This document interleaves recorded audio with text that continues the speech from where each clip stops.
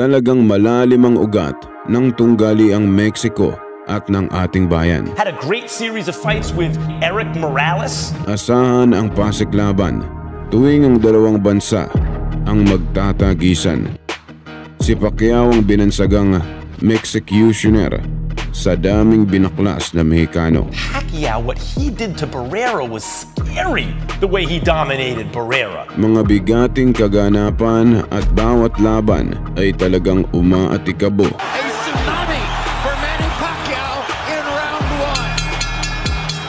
1. Ngayon ay may isang Pinoy na umuusbong na maaaring humalili sa nasabing titulo. Here is the fighting pride of Tagbilaran City, Bohol. Bagong Mexicutioner baka mo. Itong Boholano ay may lakas na purong-puro. Sumatotal, 6 na Mexicano na ang kanyang pinulbos at pinasuko. What a shot by Magsayo. What a beautiful combination by Magnifico. Ating isa-isahin kung sino-sino ang mga ito na tinalo ni Magsayo. Pero bago natin simulan, isang 1-2 combination muna sa like and subscribe button para lagi kang updated sa mga kaabang-abang na bakbakan. Alam mo yung mga tao, bawat suntok talagang inaantabayanan.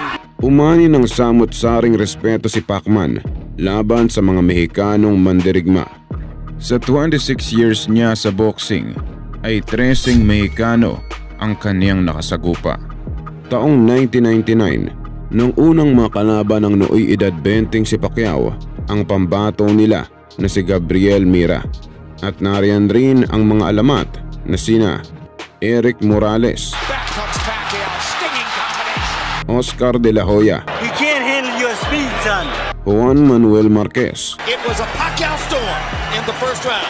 at Marco Antonio Barrera. Hard left hand, straight on the button by Pacquiao, down goes Barrera. Hanggang naabot ang pinakatuktok na nagpakinang sa kanyang karera. We are looking at one of the all-time greats. This guy stands with the greats in the great pantheon of boxing. Banggaan, dikdikan, salpukan, you name it. Literal na bakbakan. At ngayon nga ay narito na ang maaaring papalit sa bakanting trono. Garantisadong ito ay eksplosibo, kaya marami ang pinulbos na nakaduelo. Patuloy na hinuhubog ang angking kakayahan sa kamay ng isang batikang guro. Kaya inaasahan ng karamihan na lalawak pa ang kanyang magiging progreso. Sa taong umuusbong pa lamang ay isang dayo agad ang humarang sa kanyang daanan. Si Rafael Reyes, ang pinakaunang Mexicanong nakatunggali at sa Cebu ginanap ang laban. Malinaw ang kalamangan ng ating kababayan at hirap din makabawi ang kalaban. Showboating ang kanyang naging paraan, subalit si Mark ay hindi kumakagat. Binagsakan ng mga kombinasyon at napalukod sa isang malutong na uppercut. Oh, good shot! Good shot! Woo! Wow! Wow! Lumipas lamang ang 3 buwan ay binaklas ang isang matangkad na Mexicano. Pinutol ang 12th winning streak ng katunggali sa unang sabak sa US ni Magsayo. Bakas ang kaba sa mukha ng kalaban dahil sa mga kombinasyong walang habas magpaulan. Giba ng walang kalaban-laban sa loob lamang ng isang round.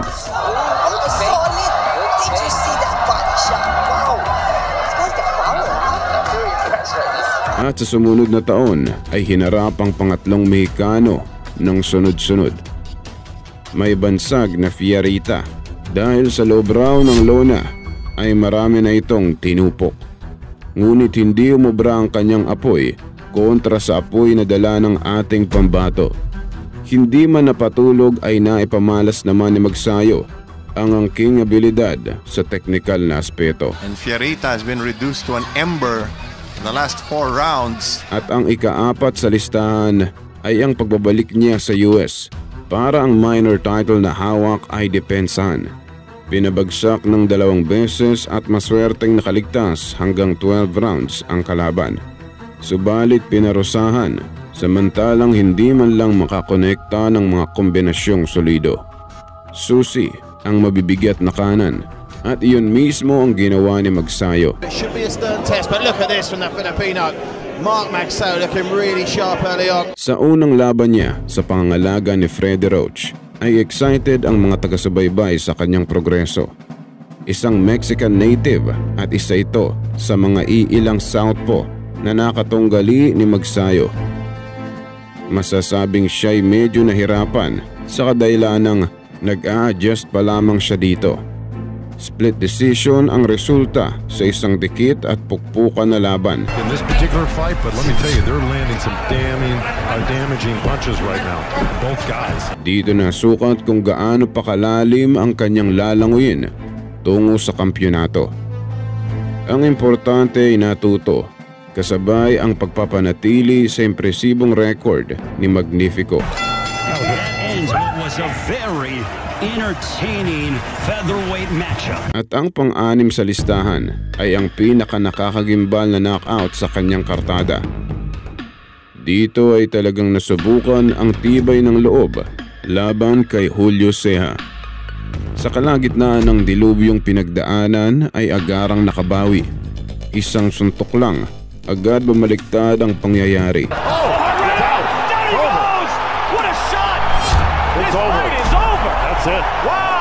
Rekta tulog sa lakas ng kamao, sabay ginulat ang buong mundo. And a backflip successfully by Magsayo as Ceja, after making that big comeback, is starched.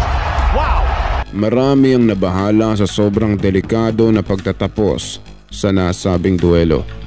Talagang mahirap pigilan ang bagyong hatid ni Mark Magsayo.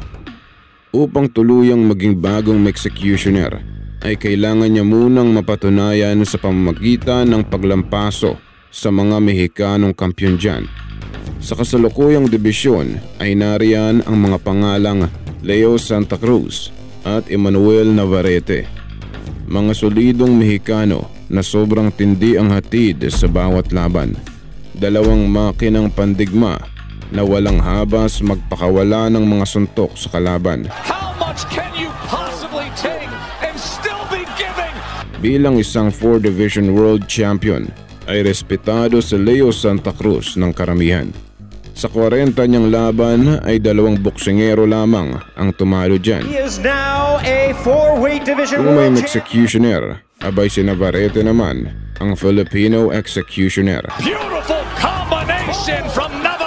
4 na Pinoy na ang binaklas nito at lahat ng yun ay via knockout at TKO. Oh! There's that left lead uppercut. Kung hangad ay mamayagpag, ay huwag na rin nating isantabi ang dalawa pang kampyon. May kanya-kanyang lakas at kakayahan na tiyak magpapahirap sa ating kababayan. Kung titignan natin ang hinaharap, partikular na sa matataas na dibisyon, ay may mga Mexicano dyan na kasalukuyang kampyon o patuloy ang pag-usbong. Hindi natin pwedeng isantabi ang tsansang sila'y makadaupang kamao ni Magsayo sa mga darating na taon. Dating-dati pa ay lumilitaw na ang pangalang Oscar Valdez na nais niyang makalaban at ngayoy kampyon sa Super Featherweight Division. That is as good a performance as anybody has had in the world of boxing this year. Absolutely spectacular. Kung hahakbang tayo sa isa pang division, ay nariyan si Ryan Garcia bilang isa sa top contender dyan ngayon. Mga dugong Mexicano na parehong alab ang hatid sa bawat duelo. Asang isa sa kanila ang sisikla bilang katunggali ng ating pambato. Sa ngayon ay talagang mahaba-haba pa ang karera at lalakbayin ni Magsayo. Habang gumagaling ang bawat katunggali ay mas lalong bumibilis ang kanyang progreso. Bawat laban na kanyang pinagdaanan ay nagsilbing aral at guro. Malay natin, may mahanap siyang angking abilidad na kasalukuyang nakatago. He had to find something in him na hindi niya akala na meron pala siya. Handa na ba si Magsayo para baklasin ang matitibay na Mexicano? At may bago kayang tunggalian na sisiklab sa hinaharap ng dalawang bansang ito. Kaya siguraduhin tututok tuwing ang bagong henerasyon na ang lalahok.